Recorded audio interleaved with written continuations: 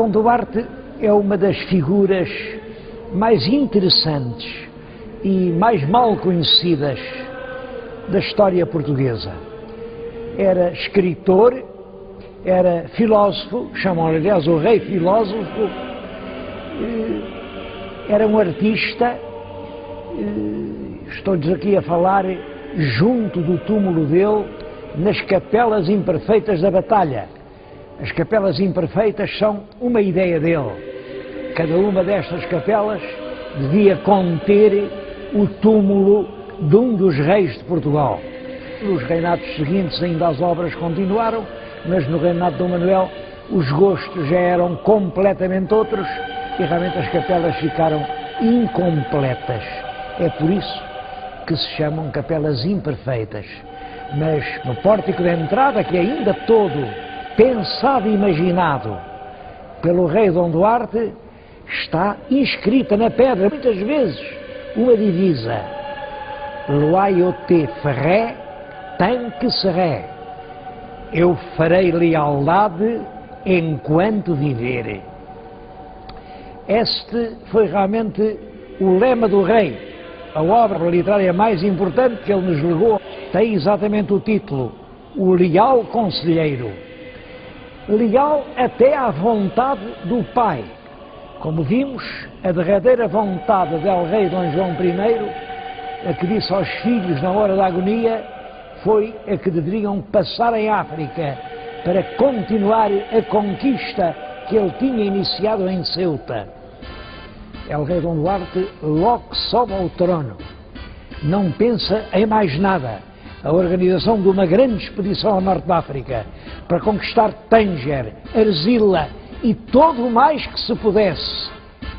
A grande expedição organiza-se, é comandada por dois irmãos do rei, os infantes Dom Henrique e Dom Fernando, e sai do Tejo no dia 28 de agosto de 1437. Chega a Tânger nos inícios de setembro, põe cerco à cidade. Simplesmente, dessa vez, a cidade não foi apanhada desprevenida. Os mouros sabiam que se preparava a expedição e estavam fortemente armados para a enfrentar. O infante Dom Henrique mandou fazer um palanque de madeira, como um fortim, e defendeu-se o mais bravamente que pode ser. A resistência ali, dentro desse palanque de madeira, aguentou 34 dias. Mas ao fim de 34 dias já não havia pão, já não havia água, os mortos eram muitos. E o infante Dom Henrique não teve outra solução senão a de fazer um acordo com os mouros, seus inimigos.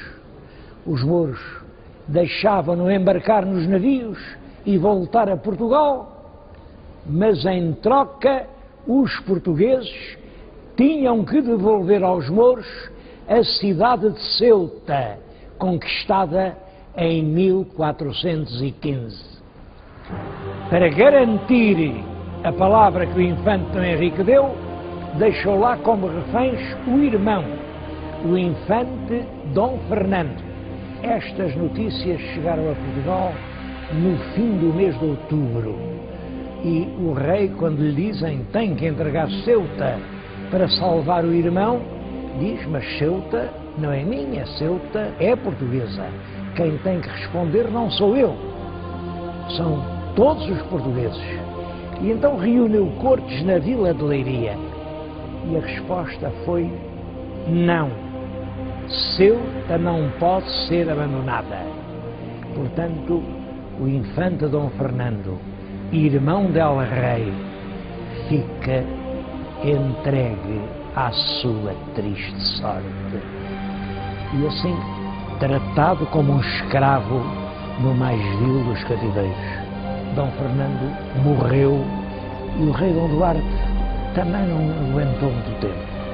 Nesse mesmo ano de 1438, ao vir das cortes de Leiria, ele morreu.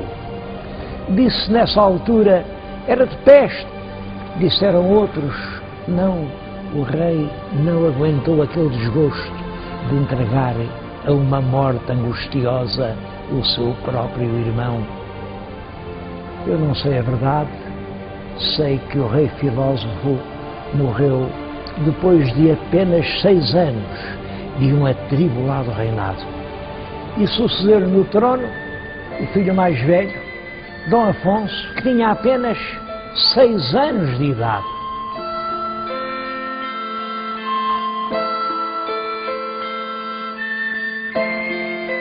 Esse período da regência do infante Dom Pedro é uma época de paz e de progresso para Portugal.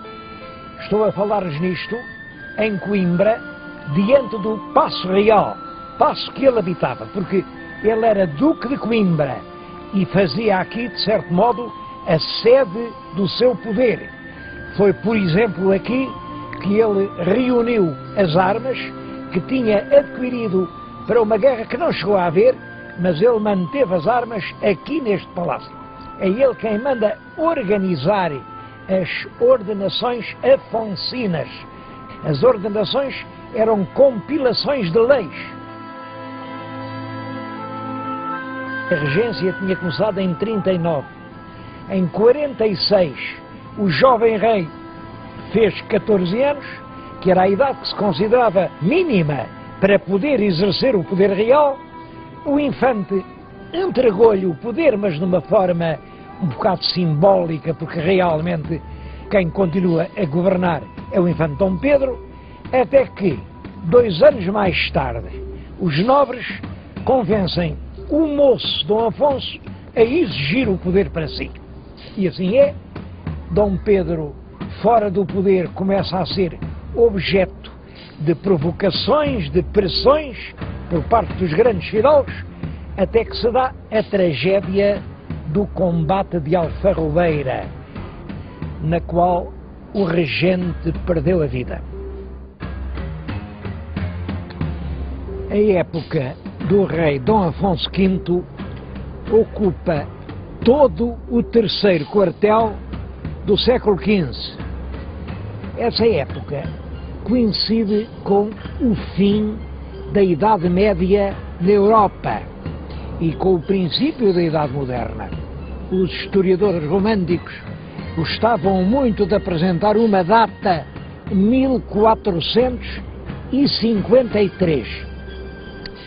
Essa data é realmente importante porque nesse ano os turcos conseguiram dominar a cidade de Constantinopla, a capital do Império Romano do Oriente. Esse feito comoveu profundamente toda a Europa cristã e, é claro, o Papa fazia grandes apelos a todos os reis cristãos. É preciso combater o turco, é preciso lutar contra os inimigos da cristandade. O jovem Dom Afonso V foi dos reis que mais ouvidos deram aos apelos do Papa e resolveu dedicar uma grande parte do seu reinado à conquista do Império em África. Ele realmente conquistou a cidade de Alcácer Seguer, depois fez 2 tentativas fracassadas para conquistar Arzila. Arzila era a chave para ocupar Tânger, para vingar a morte do infante Dom Fernando. À terceira, conseguimos realmente ocupar a cidade de Arzila, embora com um pesado preço de sangue, e quando os portugueses tomaram Arzila, os mouros saíram de Tânger, porque realmente defender Tânger já sem Arzila era impossível.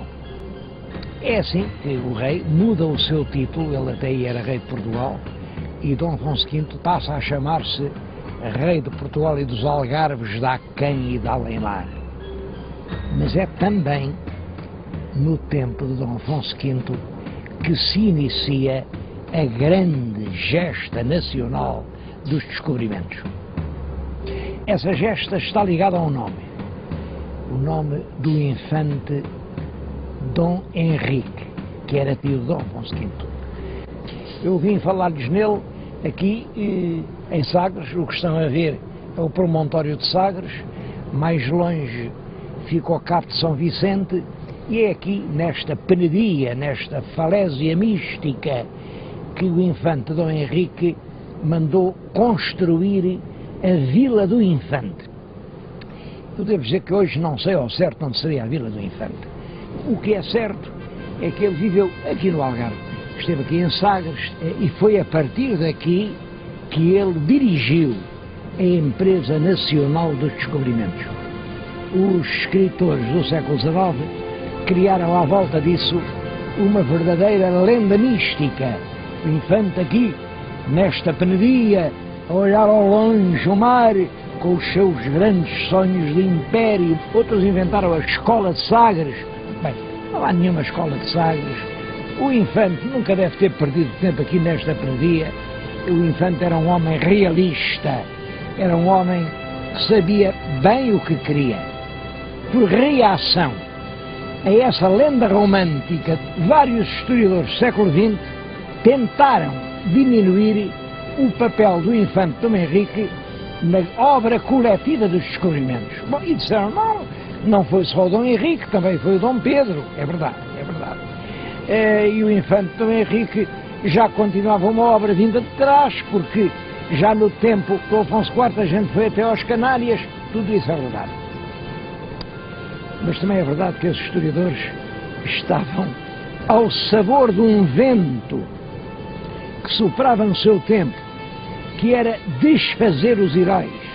Eles tentavam apagar a lenda de heroísmo que fez do infante Dom Henrique o príncipe do mar, o infante de Sagres, o homem dos descobrimentos.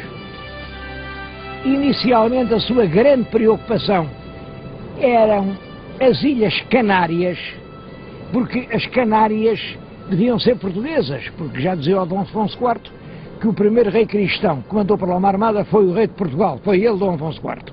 Bom, a verdade é que o Papa deu as Canárias a um príncipe espanhol. Por isso, o infante Dom Henrique fez várias expedições para que as Canárias fossem portuguesas. E é num desses regressos de uma expedição às Canárias que o infante Dom Henrique manda ocupar umas ilhas que se viam ao longe, umas ilhas que já vinham em mapas antigos dos italianos, é a Madeira e Porto Santo. É importante que o grande colonizador da Madeira é o Zarco. O Zarco era um escudeiro do infante Dom Henrique, portanto, um criado da casa do infante Dom Henrique. E a Madeira revelou-se rapidamente uma grande fonte de riqueza. Foi de lá que vieram os grandes mastros que se punham nos navios maiores, porque lá havia florestas imensas. Dava tudo. Era a terra da promissão. Dava as uvas, dava um excelente vinho, que chegou até hoje a fama dele. É depois da Madeira que o infante Dom Henrique mandou ocupar umas outras ilhas azuis que se iam no horizonte, e assim começa a ocupação portuguesa dos Açores, também com o escudeiro do infante Dom Henrique, que é o primeiro a ocupar a ilha de Santa Maria e a seguir a ilha de São Miguel. Depois, o infante toma a peito descobrir todo o litoral africano. A primeira grande viagem é a de Gilianes, em 1437. É ele quem ultrapassa pela primeira vez o Cabo do Bujador.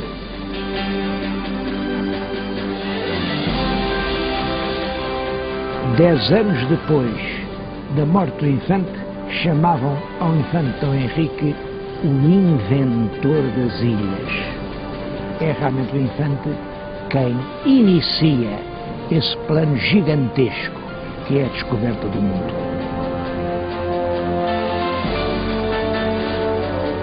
Em Espanha morreu o rei Henrique IV e, naturalmente, o trono ficou para a descendente, que era uma filha de 12 anos, Dona Joana. Houve, em todo caso, um grande partido que entendia que quem devia suceder ao rei, que era um fraco rei, devia ser a irmã, a princesa Isabel, que tinha o casamento já aprazado com o rei do Aragão, Fernando de Aragão. Portanto, se fosse Isabel que sucedesse no trono, teríamos a união das coroas de Aragão e Castela. Era a unidade ibérica. Uma grande parte da Espanha apoiava, por isso, a pretensão de Isabel ao trono de Castela. Bom, e até inventaram uma história de que a rainha Dona Joana não era filha do rei, porque a mãe da rainha, que era uma princesa portuguesa, era muito liberal, tinha concedido muitos favores lá a um tal Dom Beltrão de la Cueva, e portanto chamavam à princesinha, por escárnio e desprezo, a Beltraneja. Ora bem, quando o rei Henrique IV morreu, deixou no testamento que a filha herdaria o trono, mas devia casar com o rei de Portugal, Dom Afonso V, que era tio dela. O rei de Portugal aceitou, quis ser rei de Castela, reuniu tropas para entrar em Castela, mas a aventura militar portuguesa foi mal sucedida. E numa batalha, a Batalha de Toro, em 1476, as esperanças portuguesas ficaram definitivamente perdidas. O nosso rei ainda foi tentar pedir a ajuda do rei de França, mas o Luís XI não lhe deu ajuda nenhuma e o nosso rei, amargurado, resolveu ir acabar os seus dias na Terra Santa. Mete-se a caminho e mandou uma carta para Portugal, para o Dom João II, que entretanto estava aqui, encarregado do governo, dizendo que ele ia para a Terra Santa e que Dom João II deveria subir ao trono e assumir o governo do país. Dom João II, logo que recebeu a carta, estava aqui em Santarém, eu estou-lhes a falar em Santarém, diante da Igreja de São Francisco. Ora, é exatamente aqui neste terreiro que Dom João manda armar um grande palco e faz a cerimónia da sua coroação, da sua aclamação como rei de Portugal. Ele precipitou-se porque o rei de França, que se considerava responsável por aquele seu hóspede real, mandou-o pôr no navio e ele desembarcou em Portugal. É claro que, a partir daí, Dom Afonso V é apenas uma sombra. Quem efetivamente governa o país é o filho, que ficou na história com o nome de Príncipe Perfeito.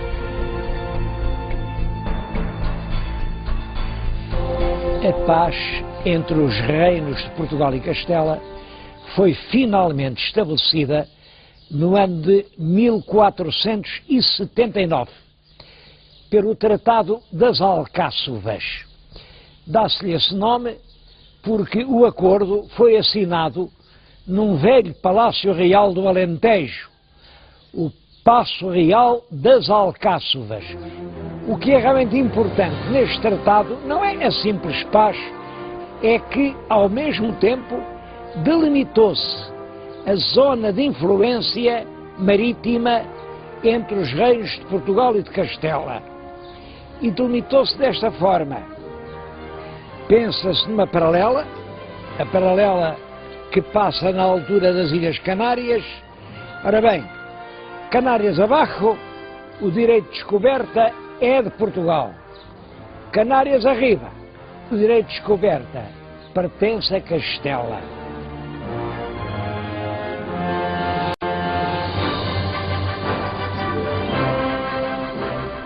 Foi também no Tratado das Alcáçovas que se combinaram as célebres terçarias de Moura. Terçaria é uma palavra antiga que significa depósito em poder de terceiro. Quando se discutia, por exemplo, a propriedade de uma coisa, se era de A, se era de B, não ficava nem na posse de A nem de B, mas entregava-se a um terceiro até que se disse quem tinha razão. Ora bem, neste caso, a terceira era a infanta portuguesa Dona Beatriz. Veio viver aqui para Moura e em poder dela, os reis católicos punham a filha mais velha. E o rei de Portugal pôs o neto mais velho, que era o pequeno infante Dom Afonso, também em poder dela. E aqui deviam esperar que tivessem idade para casar e assim se resolvia a paz ibérica. Quanto à pobre Dona Joana Beltraneja, preferiu entrar num convento onde depois passou o resto da sua vida. As terçarias de Moura foram suspensas ao fim de alguns meses. Os políticos fizeram novos planos, sempre na ideia de unir todas as coroas da Espanha, e as coisas deram muita volta. A verdade é que o tal infante Dom Afonso, filho do nosso futuro Dom João II, sempre acabou por casar com a princesinha Dona Isabel, herdeira do trono de Castelo. O príncipe casou e, poucos meses depois, em Santarém, quando cavalgava na ribeira do Tejo, o cavalo tropeçou, caiu, ele partiu o pescoço, morreu.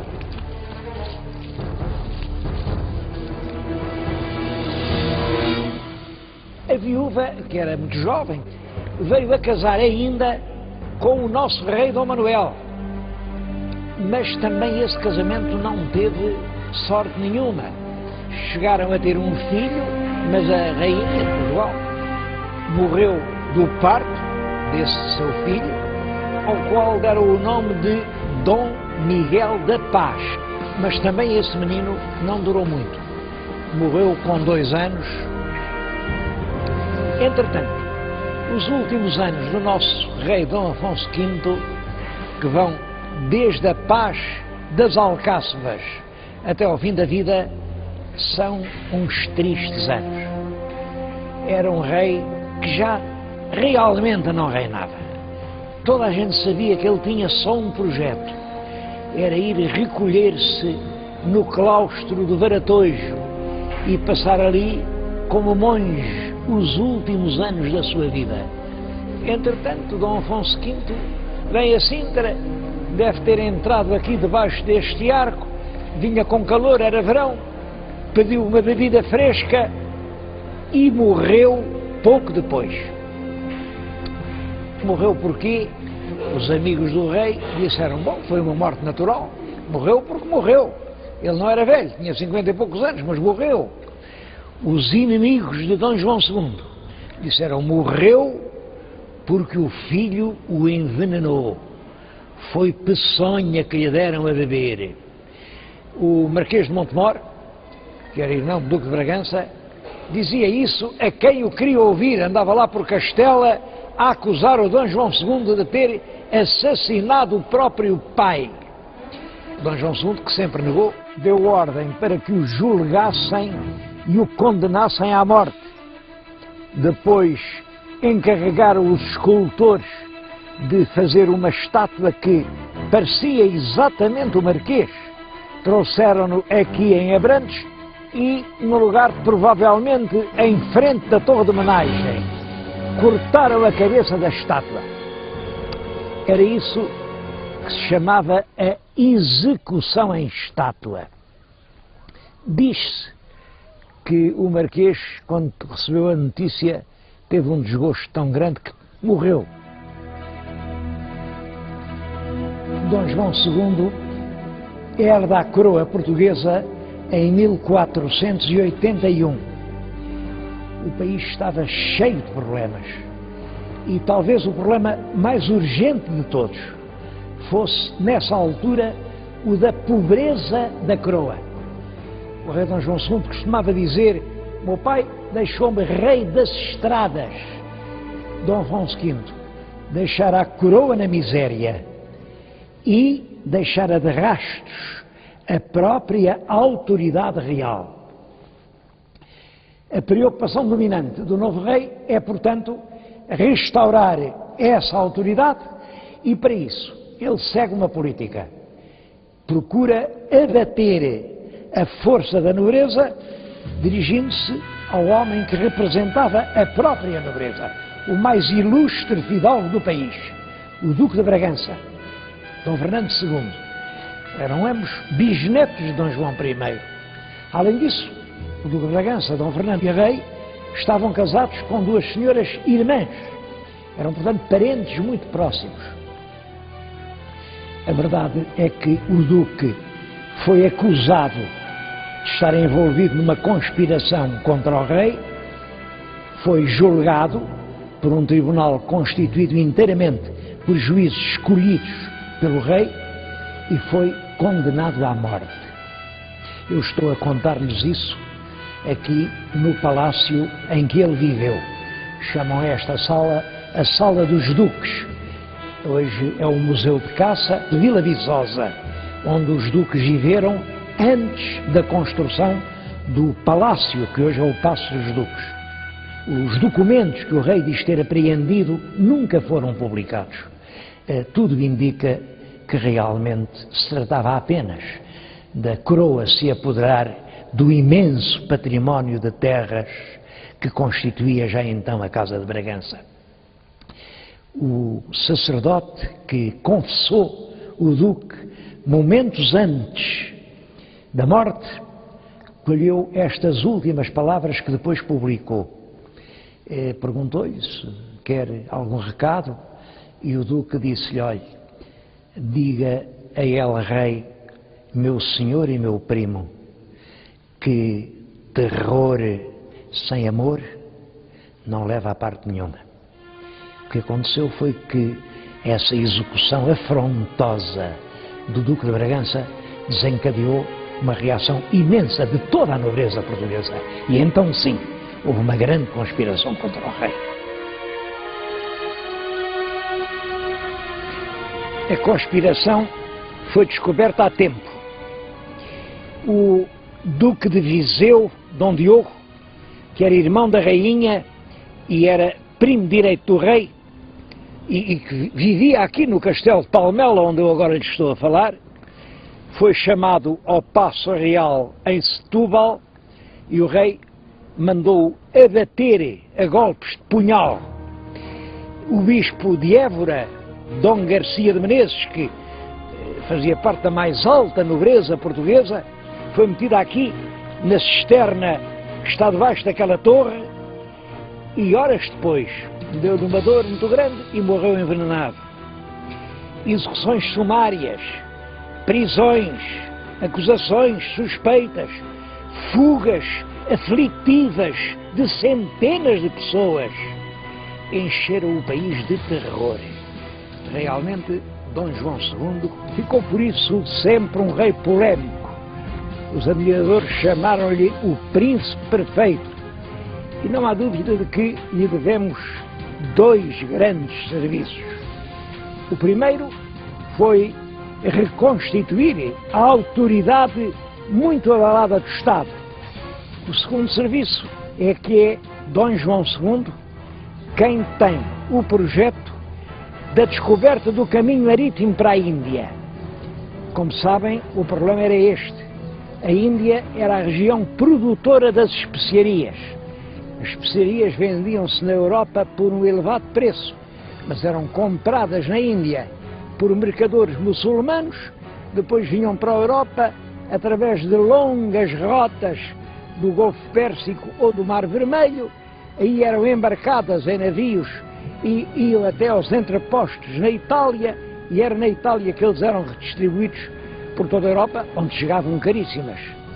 Ora, se fosse possível comprar na Índia e desembarcá-las em Lisboa, no Terreiro do Paço, nós ficaríamos nas mãos com o melhor negócio do século.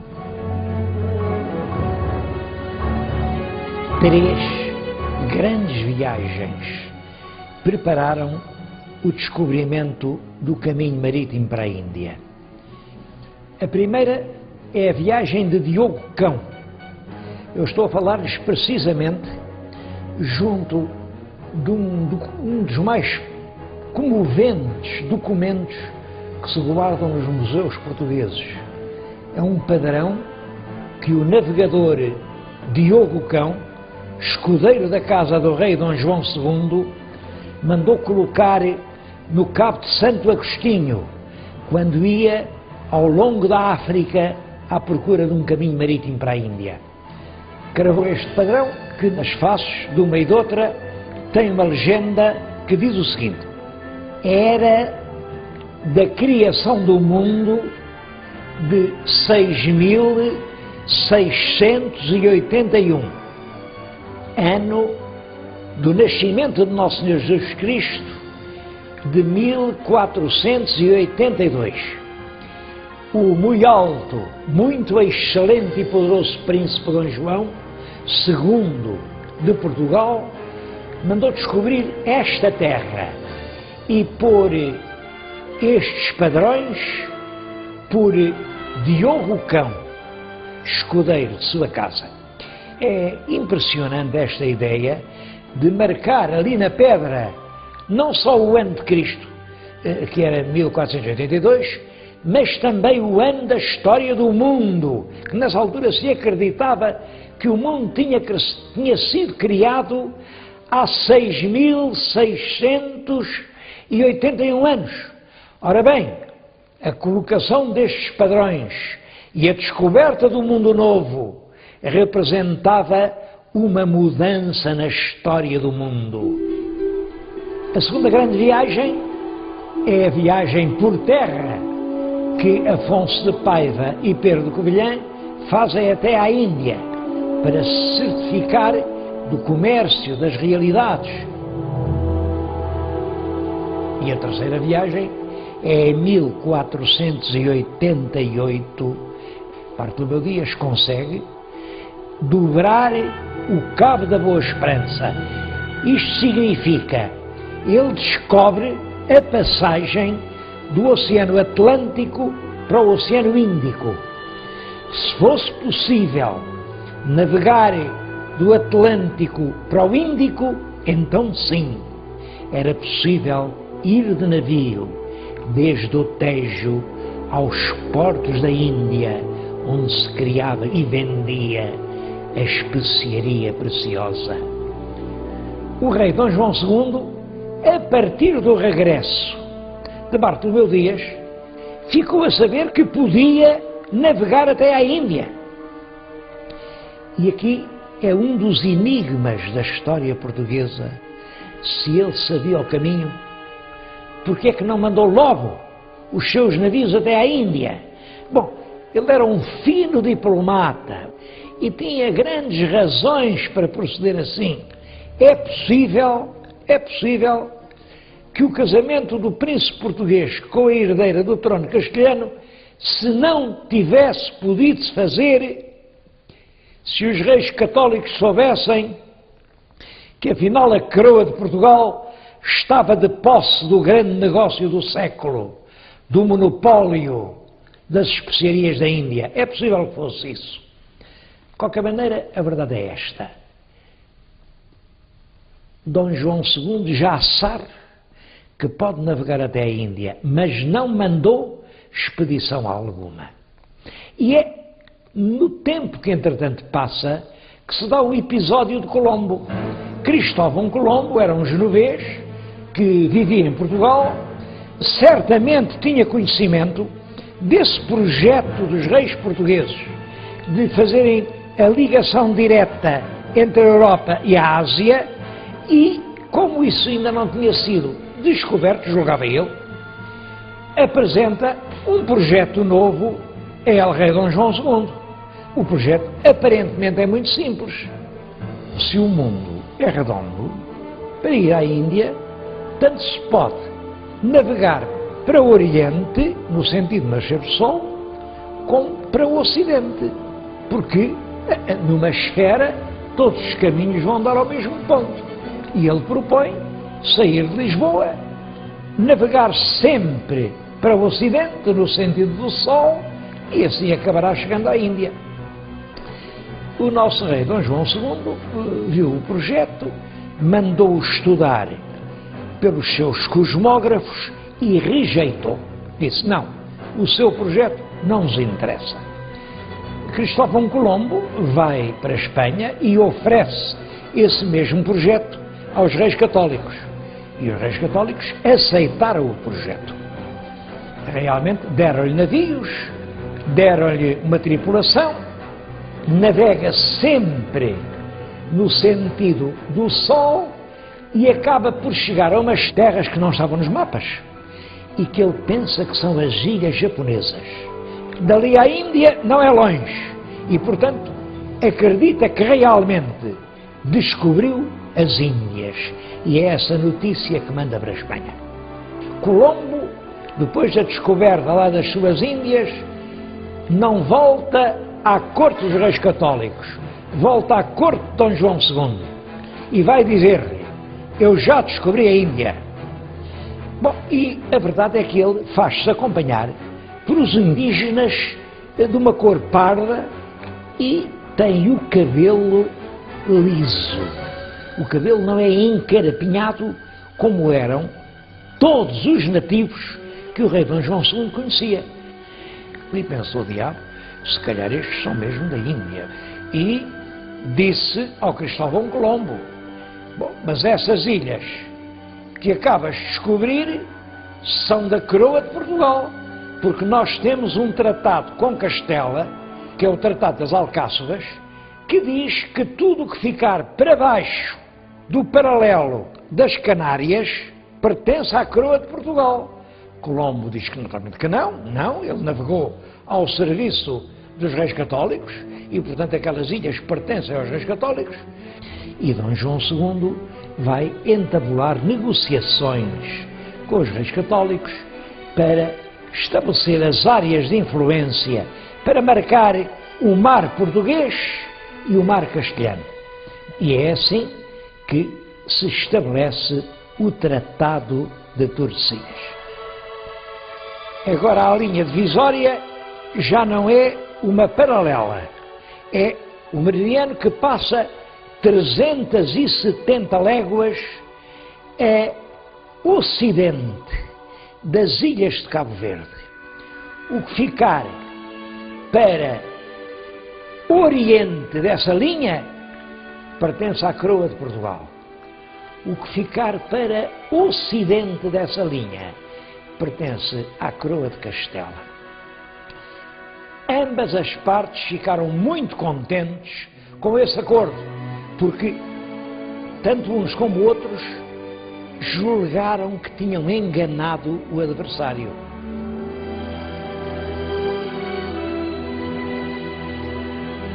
As classes populares tinham dado um grande apoio a Dom João II e era realmente neles que o rei se apoiava.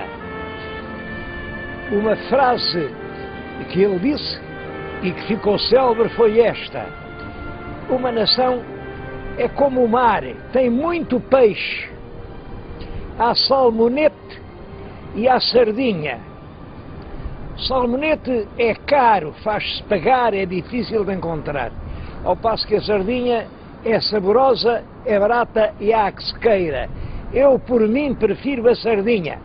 É claro que se referia à nobreza e ao povo. E o povo reconhecia-o como seu protetor. Quando ele morreu, os fidalgos sentiram um grande alívio, naturalmente, e não quiseram deitar luto pelo rei. Dom João II morreu em 1495, sem deixar nenhum filho legítimo. Por isso, poucos dias antes da morte, fez um testamento no qual nomeava herdeiro do trono português o seu parente mais próximo, Dom Manuel, Duque de Beja, que era irmão da rainha, portanto era seu cunhado, e por outro lado era seu primo direito. Nesta época, estamos no fim do século XV, a Espanha afirmava-se cada vez mais como uma das mais importantes nações da Europa. A Espanha queria dominar a Europa, como é que não havia de dominar a península toda?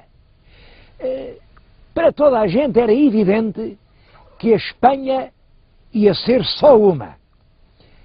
O que se podia discutir era o papel que Portugal ia ter nessa unidade. Íamos ser assim uma nação satélite, marginal, aqui com um vago governador de Portugal, ou poderíamos ser a nação cabeça, com a capital em Lisboa e a coroa das Espanhas na testa do rei de Portugal. Era isso que estava em discussão.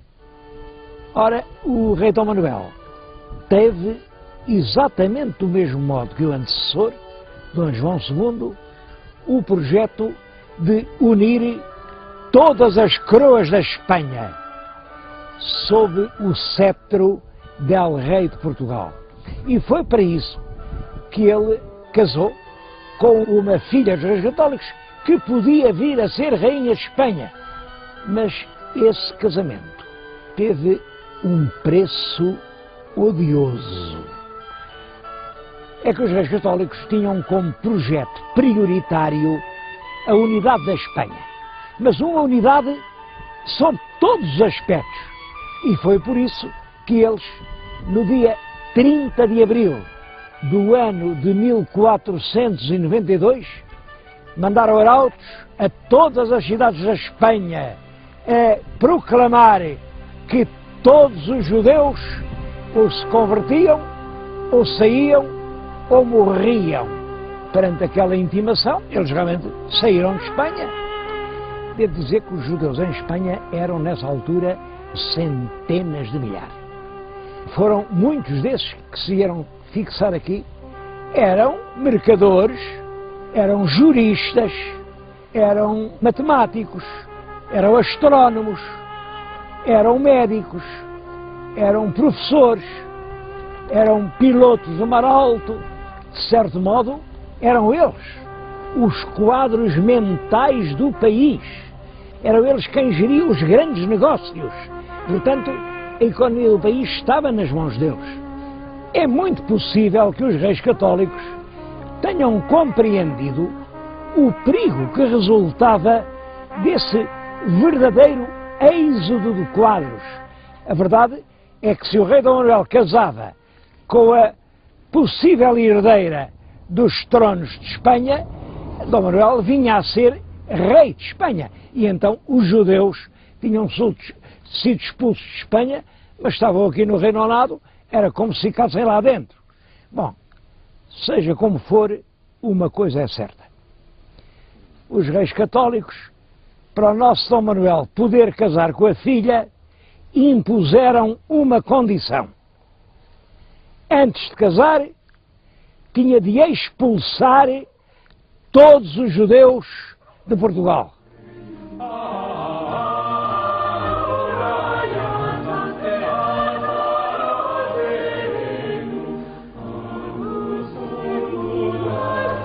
O nosso rei Dom Manuel, na véspera do Natal do ano de 1496, mandou proclamar em todas as terras e vilas do país ordem para os judeus saírem de Portugal até ao mês de outubro. Se não saíssem, ou se convertiam e eram batizados, ou eram condenados à morte. Mas, ao mesmo tempo, também deu ordem para na fronteira não deixarem passar judeu nenhum, para nos portos marítimos não deixarem embarcar nos navios judeus nenhum. E, é claro, assim chegou o mês de outubro, os judeus não tinham podido sair de Portugal. Aí ele, uma vez que estavam cá, obrigou-os todos a batizarem-se. Esse batismo forçado fez-se em todo o país e eu penso que foi realmente um dos momentos mais infelizes da história de Portugal. Porque então, como agora, não há rei nenhum, não há lei nenhuma, não há força nenhuma que obrigue um homem a acreditar naquilo em que realmente não acredita. Por isso, os judeus, batizados à força, ficaram cristãos por fora, mas judeus por dentro. O rei Dom Manuel sabia bem que era assim. Mandou fechar todas as sinagogas do país e decretou durante 30 anos: ninguém pode ser incomodado por motivos religiosos. Acreditava ele que 30 anos depois já ninguém se lembrava sequer que tinha sido judeu. Enganou-se, porque as sinagogas fecharam, mas as mães continuaram a ensinar aos filhos a única verdade em que elas acreditavam. 30 anos depois, milhares de portugueses acreditavam que o Messias ainda está para vir ao mundo, que a lei nova é uma impostura e que a verdade verdadeira é a que a lei velha nos ensina.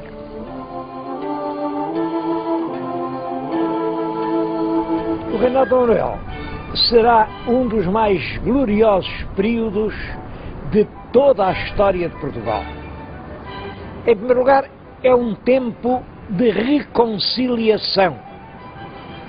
Os nobres imigrados, que eram muitos, voltaram a Portugal, a Casa de Bragança foi restaurada, todos os imensos bens que lhe tinham sido confiscados e que agora pertenciam à coroa foram-lhe restituídos. A linha política da época manuelina procura reunir as duas metades desavindas da nação, ao mesmo tempo que protege a alta nobreza, apoia os conselhos, escuta as recomendações das cortes, mandou oferecer pelourinhos de mármore a todas as vilas que lhe pediram, e eu penso que até a muitas que lhe não pediram. Usou todos os processos de atrair a si a simpatia das classes populares. São também de seu tempo as grandes reformas que introduziram a ordem e a legalidade na administração pública. Primeiro, a reforma da Fazenda, que veio regularizar e tornar mais eficaz a cobrança dos impostos. Depois, a reforma dos pesos e medidas fez que em todo o nosso país as medidas, quer de capacidade, quer de comprimento, fossem iguais. A reforma dos forais, que com o hábil pretexto de que os forais eram muito antigos, estavam já muito velhos e rotos e não se podiam ler, ele ofereceu forais novos, que eram muito bonitos, tinham belas iluminuras, mas que realmente cerceavam as liberdades locais e normalizavam a administração.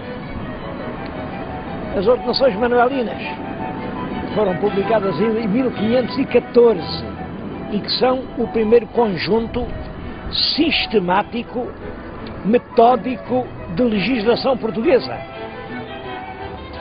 A atividade cultural foi também intensa. Construíram-se por todo o país monumentos, alguns dos quais de uma extrema importância, como por exemplo esta Torre de Belém, e que representa uma espécie de proclamação triunfal. Isto exprime toda a glória do rei por ter conseguido chegar à Índia. Ou ali o Mosteiro dos Jerónimos, em cujo portal está a estátua do próprio rei Dom Manuel e também a da rainha. O claustro manuelino da Batalha, a matriz Vila do Conde. Aliás, por todo o país, rara é a vila onde não se encontra uma presença manuelina. Nas letras avultam grandes nomes, o maior de todos é claro que é Gil Vicente, mas grandes cronistas como Garcia de Rezende, ou grandes poetas como Bernardo de Ribeiro, como Sá de Miranda. Mas é claro que o facto mais notável de todo o reinado, mais notável pelas consequências que veio a ter na história portuguesa das décadas seguintes, foi a descoberta do caminho marítimo para a Índia. assim pelos fins do verão do ano de 1499, entrou no Tejo o que restava da frota de Vasco da Gama, que tinha partido 2 anos antes. Os navios vinham carregados de especiarias e, sobretudo, traziam uma surpresa que fez estremecer as bolsas de toda a Europa. Afinal, era possível carregar diretamente nos portos da Índia os navios e descarregá-los aqui nos portos das cidades europeias. Claro que o rei não perde tempo, manda organizar agora uma grande armada, 13 grandes naus, comandadas por Pedro Álvares Cabral, e manda-os caminho da Índia. Mas na viagem de ida, por alturas da Páscoa do ano de 1500, eles avistaram umas terras novas, a que puseram o nome de Terra de Veracruz.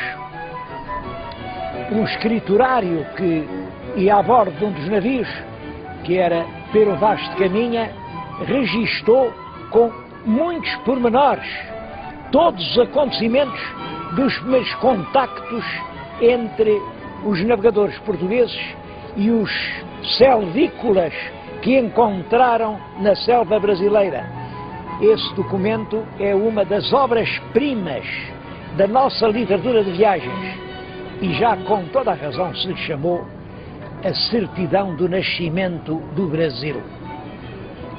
Essas novas terras a ocidente desenvolveram-se rapidamente com a ação dos portugueses.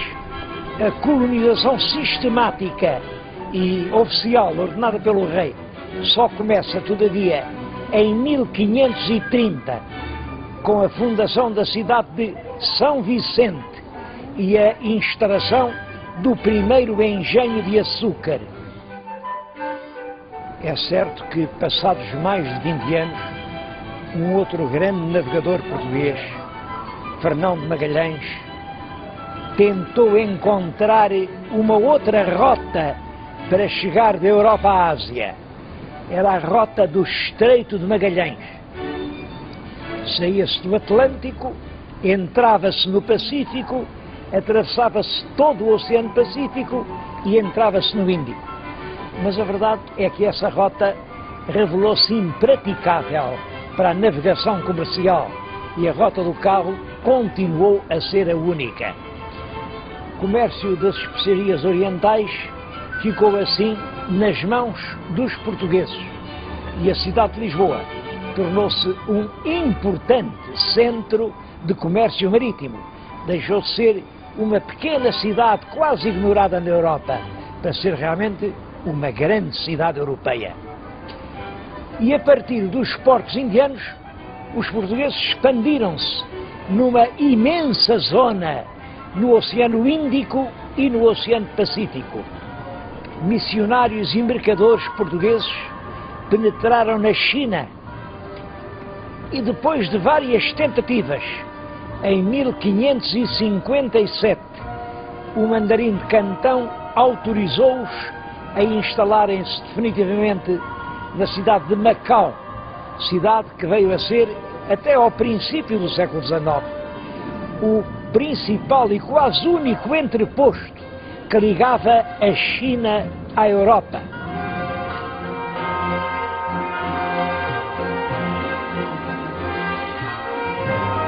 Mas a riqueza de Portugal durante a época da expansão é uma riqueza mais aparente do que real e que se apoiava em bases muito frágeis.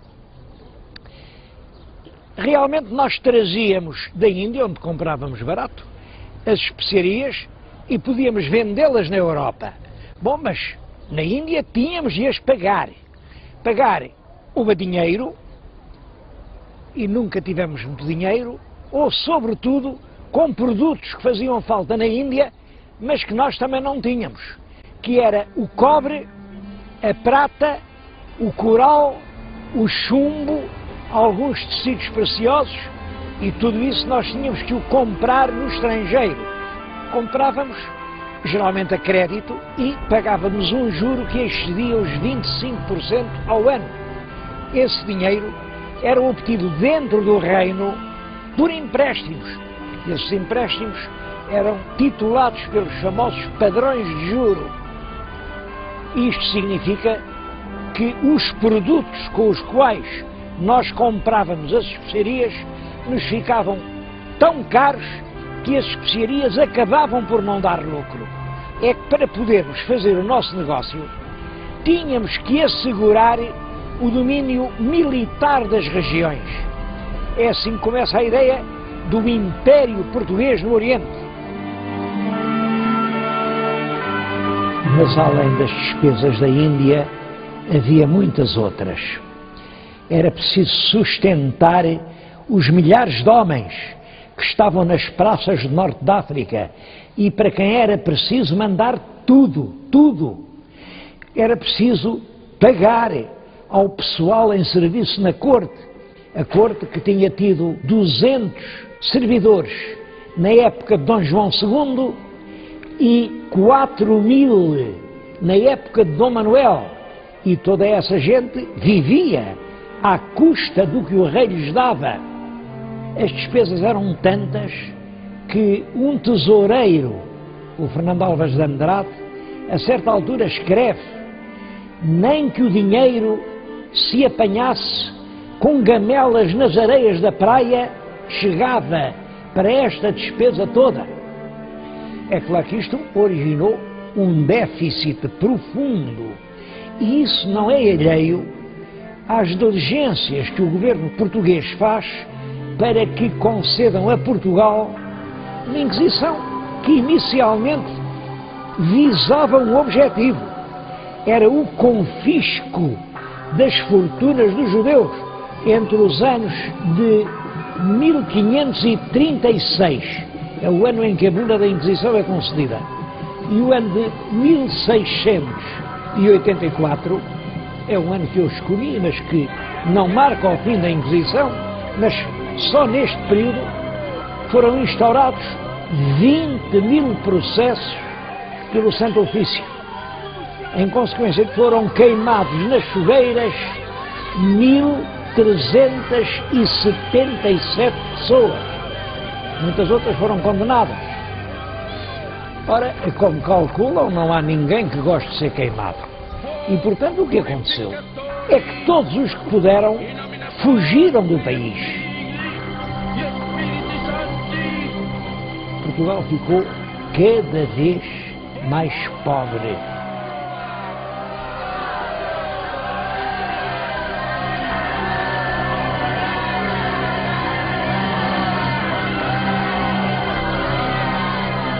E é em plena crise que morre o rei Dom Manuel, que lhe sucede no trono o filho mais velho, que é o rei Dom João III, e como o rei Dom João III, à data da morte, não tem nenhum filho, quem lhe vem a suceder no trono é um neto que, quando herda a coroa portuguesa, tem apenas 3 anos de idade. Por isso, o poder é exercido primeiro pela rainha avó, Dona Catarina, depois por um tio-avô, o cardeal rei Dom Henrique, até que o jovem, o pequenino príncipe Dom Sebastião, atinge a idade de 14 anos e começa a reinar em 1568. Devo dizer que é um reinado que dura apenas 10 anos. O rei Dom Sebastião foi rei a sério, desde os 14 até aos 24 anos, porque em 1578 ele realiza o grande projeto da sua vida, uma expedição militar em que empenhou todos os recursos do país, vai até ao norte da África e tenta recuperar para a cristandade o Império Marroquino.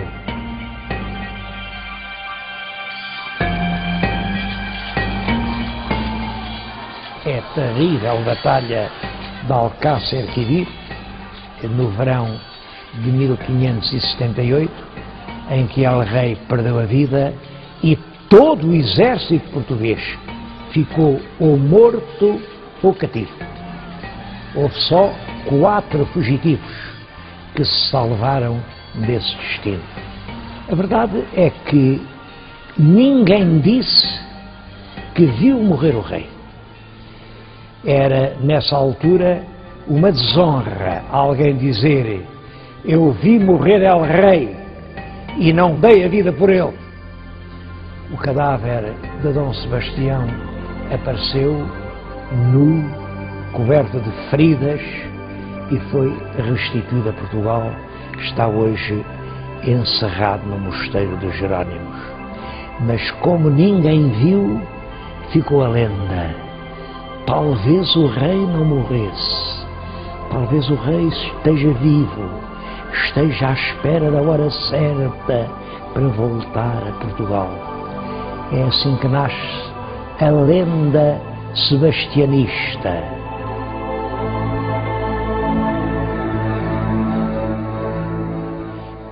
Foi durante o reinado de Dom Sebastião que foi publicada em Lisboa, em 1572, uma obra que depressa viria a ser reconhecida como um dos pontos mais altos atingidos pela poesia portuguesa. Estou a falar dos Lusíadas, de Luís Vaz de Camões.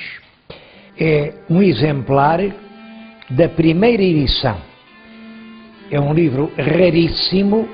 O tema da obra é a viagem de Vasco da Gama para a Índia, mas a propósito da viagem ele consegue contar toda a história de Portugal e por detrás dos versos grandiosos que se referem a esses temas vê-se que está também a narrativa da sua vida de escudeiro perseguido, torturado, que percorre o mundo e a quem é negado o justo prémio dos serviços que ele sabe estar prestando à pátria.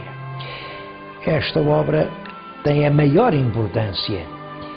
Primeiro porque depressa ela se identificou com uma espécie de consciência portuguesa. A camada culta dos portugueses viu nos Lusíadas o livro nacional. Claro que Camões não fez apenas os Lusíadas, mas foi este o único livro que ele pôde publicar em sua vida. Ele deve ter morrido em 1580 e 15 anos depois, os admiradores reuniram num volume as poesias líricas que andavam dispersas por vários cancioneiros.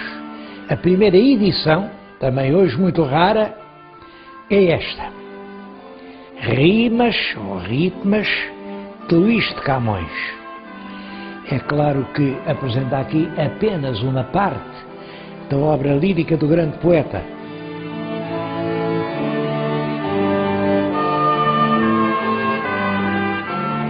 O rei Dom Sebastião morreu solteiro e sem filhos. Ele também não tinha irmãos e por isso a herança da coroa vem a recair no cardeal infante Dom Henrique. Era o último filho ainda vivo do rei Dom Manuel, mas ele já estava com uma idade avançada e punha-se esta questão: e quando o cardeal rei morrer, quem vai ser rei de Portugal? Dom Henrique resolve reunir cortes em Almeirim para resolver essa questão que preocupava todos os portugueses.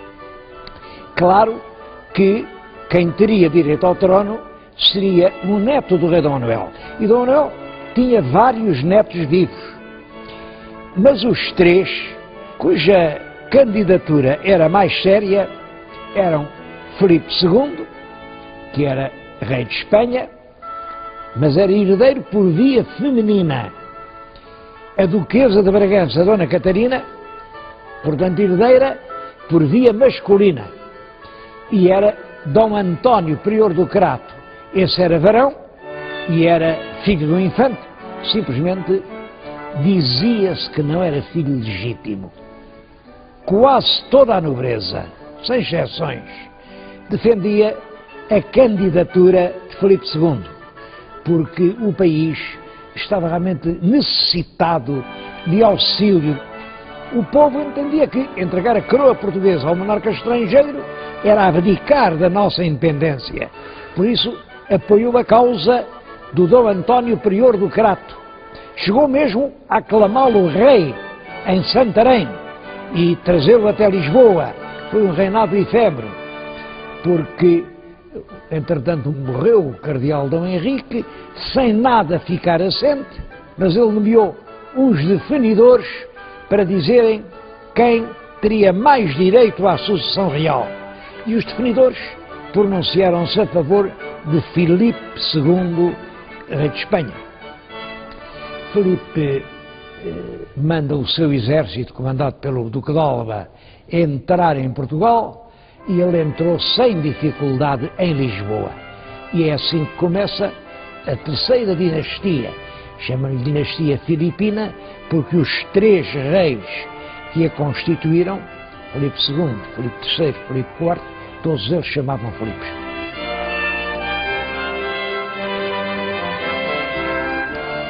Filipe II escolheu para lugar da sua aclamação a entrada do Convento de Cristo em Tomar. O pórtico de entrada é um grande monumento manuelino. A torre que se vê aqui é o monumento dos Templários, vem do tempo de Dom Afonso Henriques. Portanto, tudo isto tinha uma forte carga simbólica. Era o próprio coração histórico de Portugal. Filipe fez ainda questão de jurar, cumprir uma série de obrigações. Eram 25 capítulos, cada um com uma obrigação. E aí ele prometia respeitar os usos, costumes, foros e privilégios de que o reino de Portugal sempre tinha gozado. Prometia que as cortes relativas a assuntos portugueses só podiam reunir dentro de Portugal. Prometia que se houvesse vice-rei ou governador em Portugal, teria de ser português. Todos os cargos, altos e baixos, em toda a administração do Estado, só podiam ser providos por portugueses. Todas as guarnições das fortalezas, quer aqui no Reino, quer no ultramar, só podiam ser formadas por soldados portugueses. Todos os tratos da Índia e da Guiné, e as feitorias, e o comércio, tudo isso ficava a pertencer exclusivamente aos portugueses. Na moeda, os cunhos e armas seriam apenas os de Portugal, sem qualquer outra mistura. Todos os documentos relativos à administração de Portugal tinham que ser escritos em língua portuguesa. Por isso, em vez de se dizer que perdemos a independência, é mais exato dizer que eram dois reinos com um só rei. Realmente, numa Lisboa sem rei, sem corte, muitos nobres vão viver para a província. E da província eles assumem a administração das suas propriedades, embora ajudados por feitores e caseiros. Bom, uma outra grande parte da propriedade pertencia ao clero e às ordens religiosas. Juntam-se outros fatores de depressão. Por um lado, é a perseguição constante que durante esse período a Inquisição faz às pessoas que eram acusadas de criptojudaísmo, isto é, que diziam que continuavam a ser judeus. Isso provoca a saída do país de muitos milhares de pessoas. Também por essa altura é a colonização e a exploração económica do Brasil que entra num grande ritmo, e isso atrai gente de todas as províncias do reino. Pode-se dizer que o reino quase se despovoou. Mas a consequência mais grave do domínio filipino foi que nós perdemos a nossa tradicional posição de neutralidade europeia. Nos conflitos europeus, esses conflitos eram fundamentalmente entre a Casa da Áustria e a Casa da França. E Portugal, entre as duas, permanecia neutro. Mas agora nós éramos um dos vários Estados da Casa da Áustria. E, portanto, isso atraiu-nos a inimizade e os ataques de todos os inimigos dos Áustrias, que eram a Inglaterra, que eram os Países Baixos, aos ataques franceses ao Brasil. Os ingleses na Índia ocupam-se das nossas possessões e isso teve consequências muito negativas para o comércio português. É claro que os ataques ao Brasil e a necessidade de nos defendermos obrigaram a certa altura a Espanha a impor impostos pesados para a defesa brasileira. E quando o Conde Duque de Olivares, ministro Filipe IV, vem tentar cobrar impostos, isso provoca uma rebelião, principalmente no Alentejo, e que teve a sua sede em Évora. Não se sabe ainda hoje ao certo quem eram os chefes da rebelião. Sabe-se que os papéis que apareciam aqui nas esquinas da cidade a dar instruções para a revolta vinham assinados pelo Manuelinho de Évora, um pobre tonto irresponsável. Toda a gente sabia que o Manuelino não fazia nada daquilo, mas a revolta ficou conhecida com o nome de Manuelinho de Évora. Foi em 1637. Os Filipos, com alguma dificuldade, isso ainda demorou algum tempo, conseguiram debelar a revolta popular e os nobres mantiveram-se sempre à margem. Mas em 1640, quando os nobres são chamados para ir tomar parte na repressão da revolta da Catalunha, porque a Catalunha tinha-se revoltado contra a monarquia espanhola e os nobres portugueses foram chamados para ir tomar posição no exército que devia reprimir essa revolta. Esse facto levou, naturalmente, os nossos fidalgos a pensar: a guerra por guerra é melhor fazê-la em Portugal do que longe, lá na Catalunha, um assunto que não nos diz nada. E foi assim que deflagrou em Lisboa a revolta do 1º de dezembro de 1640. Como sabem, chama-se a essa revolta a Restauração. Os nobres conjurados tinham ido a Vila Viçosa e tinham convencido o Duque de Bragança, Dom João, a aceitar a coroa portuguesa. Dom João era o neto daquela Dona Catarina que, em 1580, se tinha apresentado como pretendente à coroa portuguesa. Dom João aceita, depois de alguma hesitação, ditada pela prudência, e é assim que se inicia a 4ª dinastia, que vai desde Dom João IV até à proclamação da República em 1910.